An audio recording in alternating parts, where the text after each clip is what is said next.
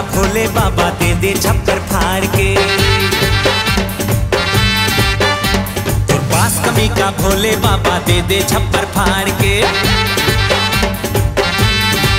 हाँ, तुर पास कमी का भोले बाबा दे दे छप्पर फाड़ के।